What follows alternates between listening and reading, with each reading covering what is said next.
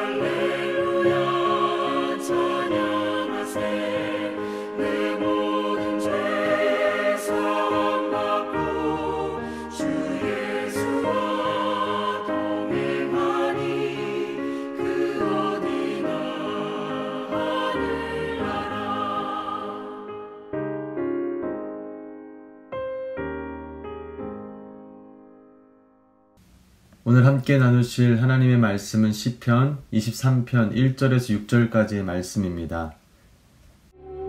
여호와는 나의 목자시니 내게 부족함이 없으리로다. 그가 나를 푸른 풀밭에 누이시며 쉴만한 물가로 인도하시는도다. 내 영혼을 소생시키시고 자기 이름을 위하여 의의 길로 인도하시는도다. 내가 사망의 음침한 골짜기로 다닐지라도 해를 두려워하지 않을 것은 주께서 나와 함께 하심이라. 주의 지팡이와 막대기가 나를 안위하시나이다. 주께서 내 원수의 목전에서 내게 상을 차려주시고 기름을 내 머리에 부으셨으니 내 잔이 넘치나이다. 내 평생의 선하심과 인자하심이 반드시 나를 따르리니 내가 여호와의 집에 영원히 살리로다. 오늘 본문 시편 23편은 성경 중에 가장 인기 있는 말씀 중에 하나로 손꼽히며 많은 그리스도인들이 즐겨 읽으며 암송하는 구절입니다. 표현의 단순함과 비유를 사용한 말씀이어서 읽는 이들로 하여금 쉽고 친근하게 다가오는 장점이 있지만, 무엇보다도 그리스도인들에게 사랑받고 많이 읽히는 이 말씀의 매력은 말씀에 가득 차 있는 하나님에 대한 확신 때문일 것입니다. 오늘 말씀을 여호와는 나의 목자시니 내게 부족함이 없으리로다로 시작을 합니다. 다윗의 시로 알려져 있는 이 말씀의 시작은 이미 결론부터 기록하고 있습니다. 이 짧은 문장에는 개인의 지식과 경험을 바탕으로 한 확신에 찬 말씀입니다. 그의 확신이 말씀을 듣는 우리들에게 전해져서 그 뒤에 이어져 오는 말씀을 이미 승리를 허락해 하신 하나님을 신뢰하는 관점으로 읽어 내려가게 합니다. 다윗의 자신에 대한 하나님의 보호하심과 예비하심에 강한 확신을 표현하면서 그 내용을 특별한 용어들을 사용하면서 자신들의 조상들인 이스라엘 백성들의 출애굽과 광야에서의 삶을 연관시킵니다. 다시 말하면 다윗은 자신의 선조들이 경험한 하나님을 자신의 삶에서 직접 경험하며 선조들과 함께 하셨던 하나님께서 자신에게도 동일하게 역사하심을 확인하고 확신한 것을 나타내고 있습니다. 사람들은 살아가면서 정보와 경험을 통해 지식을 쌓아가고 자신에게 직접적으로 연관되어 있거나 중요한 일들에 관해서는 그 정보들에 대한 확신을 갖기 위해 부단한 노력을 합니다. 자신이 하고 있는 일에 대한 것이나 어려운 일들로부터 자신이나 자신이 소중하게 여기는 사람들을 보호해야 하는 부분들, 또는 사람의 생명이 달려있는 것에 대해서는 더욱더 그렇습니다. 사람들은 이러한 일들의 확신을 얻기 위해 많은 시간을 투자하며 뼈아픈 실수가 담긴 수많은 경험들을 하면서 자신이 가지고 있던 정보를 자신의 것으로 만들어 확신의 마음을 갖고 그 일들을 대할 수 있게 됩니다. 사람들은 살아가면서 자신들이 하는 일에 스스로의 확신이 없다면 늘 큰 두려움과 불안함으로 삶을 온전히 영위해 나아갈 수 없다는 것을 우리들은 알고 있습니다. 그렇다면 우리는 이 땅에서의 문제를 뛰어넘는 훨씬 중요한 우리의 탄생과 존재의 이유, 그리고 영원한 생명에 대해 이야기하는 성경과 그 성경이 전해주는 정보, 그리고 그 중심에 서 계시는 성삼위 하나님에 대한 말씀에 나 스스로가 얼마나 확신을 가지고 있는지 한번 돌아봐야 할 것입니다.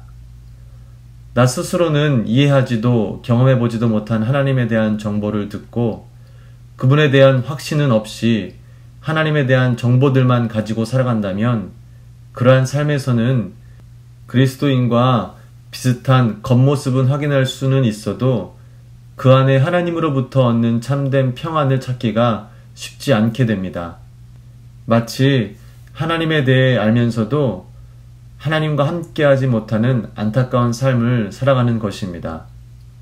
우리 그리스도인들이 구원의 약속을 받고 이 땅 가운데에서 누릴 수 있는 하나님이 허락하신 은혜는 하나님에 대해 아는 것이 아니라 하나님을 만나고 경험하는 것입니다. 우리가 알고 믿는 하나님은 살아계신 하나님이십니다. 그리고 구본의 말씀은 그저 문자적으로 내용을 담고 있는 것이 아니라 살아계신 하나님께서 그 말씀이 우리의 삶에서도 실질적으로 역사하여 그 말씀을 통해 살아계신 하나님을 경험하게 되는 것입니다. 그러한 노력과 과정을 통해 성령의 도우심으로 우리는 신실하시고 전능하신 하나님을 나의 하나님으로 신뢰하게 되는 것입니다. 그렇기 때문에 우리는 말씀과 일치하는 삶을 살아가야 합니다. 자신이 하는 말과 일치된 삶을 살아가지 못한다면 그것은 자신 스스로도 자신의 삶에 대한 혼동을 겪고 자신이 하는 말을 신뢰하는 사람이 없어지는 것을 경험하게 될 것입니다. 다윗은 하나님에 대한 확신을 목자와 양떼의 비유를 사용하여 기록하고 있습니다. 다윗 시대 당시 사람들은 나라의 왕을 목자로 비유하는 문화가 있었습니다.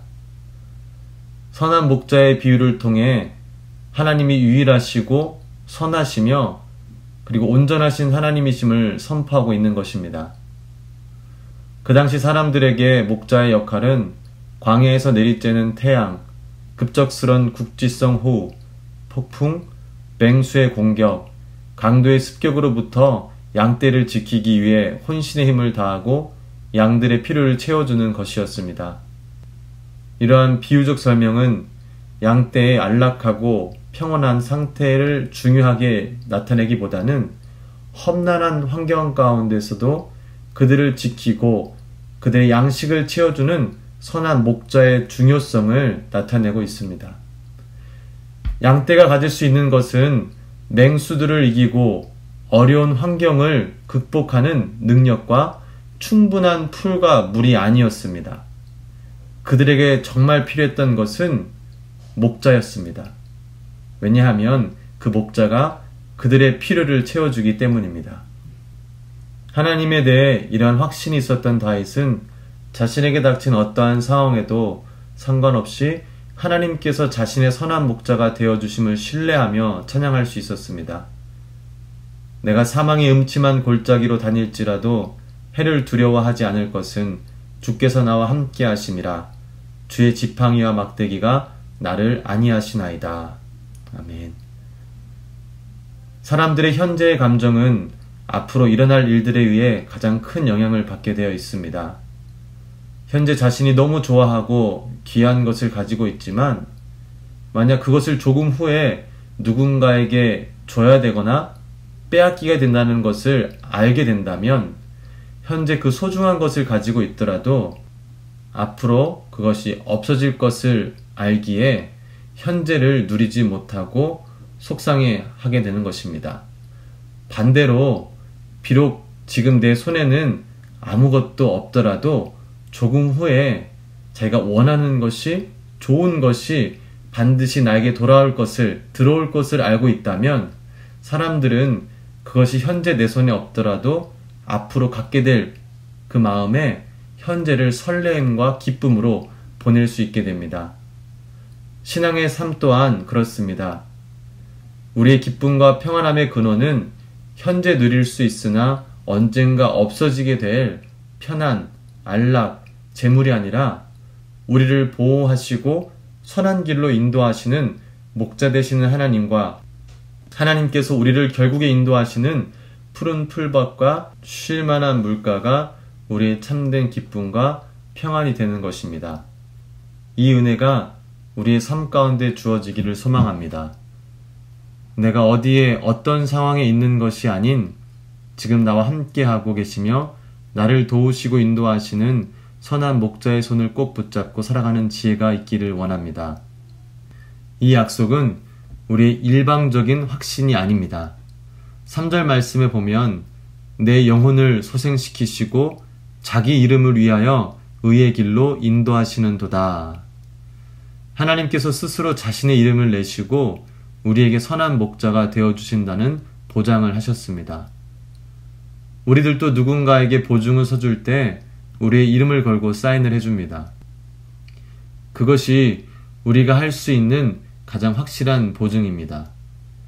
사인으로 인해 자신이 보증해주는 사람의 책임을 함께 나눠진다는 의미가 담겨 있습니다. 그래서 누군가를 위해 사인을 해주는 일은 신중해야 하며 또한 어려운 일입니다.